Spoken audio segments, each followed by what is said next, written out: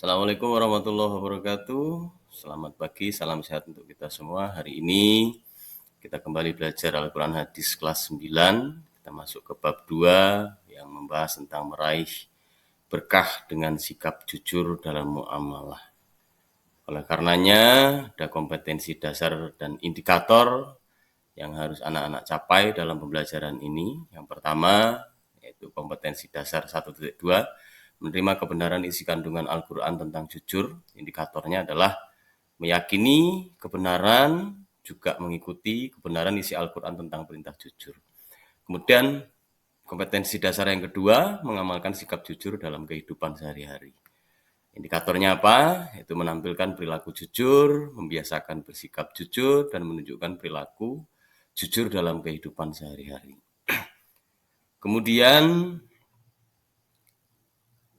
kompetensi dasar yang selanjutnya adalah 3.2, yaitu memahami isi kandungan Quran surat Al-Mutaffifin ayat 1-17, kemudian Quran surat Al-An'am ayat 152 tentang jujur dalam muamalah. Indikatornya ada 4, membaca, mengartikan, menganalisis, menyimpulkan, dan kemudian menghubungkan isi kandungan Quran surat Al-Mutaffifin tentang jujur dalam muamalah dengan fenomena sosial. Kemudian kompetensi dasar yang selanjutnya yaitu mendemonstrasikan hafalan kedua surat tersebut, kemudian mengomunikasikan keterkaitan hasil analisis dampak positif jujur dalam muamalah sesuai pemahaman Quran surat Al-Mutaffifin ayat 1-17 dan Quran surat Al-An'am ayat 152 dengan fenomena sosial. Indikator yang selanjutnya adalah menunjukkan hafalan. Jadi nanti anak-anak menghafalkan surat Al-Mutaffifin dan juga Al-An'am, kemudian merumuskan hasil analisis, kemudian menerapkan hasil analisis, dan yang terakhir, yang paling penting adalah membangun sifat jujur dalam muamalah sesuai dengan pemahaman Quran surat Al-Mutaffifin dan surat Al-An'am.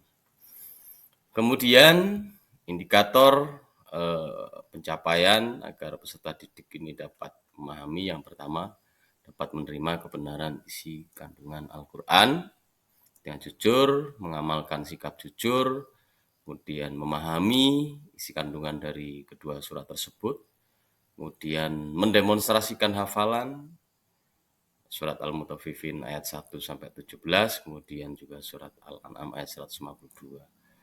Yang kelima, peserta didik mengkomunikasikan keterkaitan hasil analisis dampak positif jujur dalam muamalah. Kemudian tujuan pembelajaran. Yang pertama, menerima kebenaran isi dari kandungan Al-Quran tersebut di atas, kemudian mengamalkan sikap jujur dalam kehidupan sehari-hari dengan baik, memahami isi kandungan, kemudian mendemonstrasikan hafalan, kemudian mengkomunikasikan keterkaitannya. Kemudian peta kompetensi. Sikap jujur terdiri dari sikap spiritual dan sikap sosial, kemudian nanti ada pengetahuan, keterampilan. Nanti bisa dipelajari di rumah. Kemudian sepenting apakah sikap jujur? Jadi jujur adalah satu sifat yang melekat pada diri para nabi dan rasul, yaitu sidik. Jadi jujur berarti mengakui, berkata, atau memberikan suatu informasi yang sesuai dengan kenyataan dan kebenaran tanpa ditambah atau dikurangi. Mengapa memiliki sifat jujur sangat penting? Karena jujur merupakan pondasi sebuah kepercayaan. Sekali kita melakukan kejujuran, maka orang akan percaya pada kita. Demikian juga sebaliknya, jika kita melakukan kecurangan, sangat sulit bagi kita untuk mendapatkan kepercayaan. Sebelum diutus menjadi Nabi dan Rasul, Nabi Muhammad SAW telah mendapat kepercayaan dari para pemuka Quraisy yang berbeda keyakinan, status sosial, dan kekayaan. Beliau dipercaya melakukan suatu hal yang sangat besar dan mulia bagi suku Quraisy saat itu, yaitu memimpin peletakan batu Hajar Aswad yang sangat dimuliakan. Mengapa demikian? Karena beliau selalu berkata dan berbuat benar, tidak pernah sekalipun beliau berdusta dari mulai kecil. Sebagaimana sabda Nabi, An Abdullah ibni Mas'ud radhiyallahu anhu qala Rasulullah sallallahu alaihi wasallam, "Alaikum bisidqi fa inna sidqa yahdi ilal birri wa innal birra yahdi ilal jannah." Dari Abdullah bin Mas'ud radhiyallahu anhu, ia berkata, Rasulullah SAW bersabda, "Hendaklah kalian selalu jujur, karena kejujuran membawa kepada kebaikan dan kebaikan mengantarkan ke surga." Hadis riwayat Bukhari. Jadi dari hadis ini sudah terlihat bahwa sikap jujur itu menjadi satu hal yang sangat penting dalam kehidupan kita. Perintah jujur juga dinyatakan dalam Quran surat Al-Ahzab ayat 70 sebagai berikut. Bismillahirrahmanirrahim. Ya ayyuhalladzina amanu taqullah wa qulu qawlan sadida. Wahai orang-orang yang beriman, bertakwalah kamu kepada Allah dan ucapkanlah perkataan yang benar. Di usia yang masih belia, Nabi SAW telah memiliki pengalaman dalam berdagang. Jiwa usahawan ini terasah hingga beliau dewasa dan menikah dengan Khadijah radhiyallahu anha. Beliau termasuk usahawan yang sukses. Salah satu faktor utamanya adalah pribadi beliau yang jujur dalam berinteraksi sosial atau muamalah, termasuk kejujuran dalam berdagang.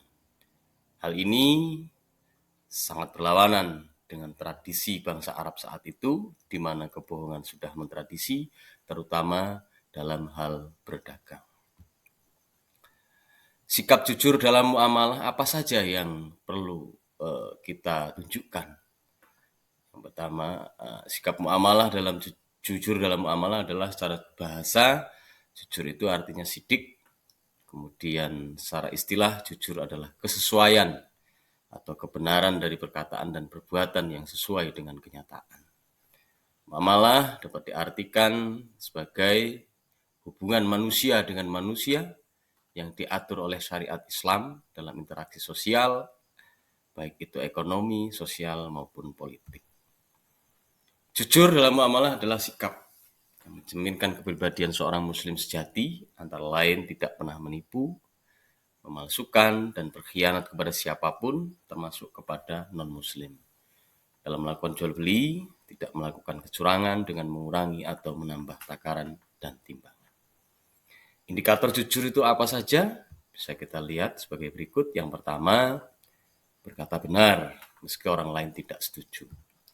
Kemudian sesuai antara pikiran, perkataan, dan perbuatan. Yang ketiga, memberikan kesaksian dengan adil.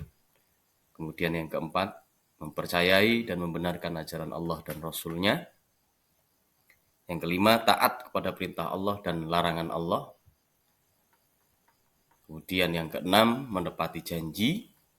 Jadi ketika berjanji kita harus menepati, jangan diingkari. Kemudian amanah atau dapat dipercaya. Selanjutnya, akhlak atau etika dalam muamalah itu. Yang pertama, menghindari sikap egois atau mementingkan diri sendiri, sombong dan serakah.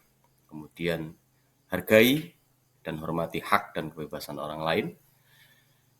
Bekerja sama saat susah dan senang.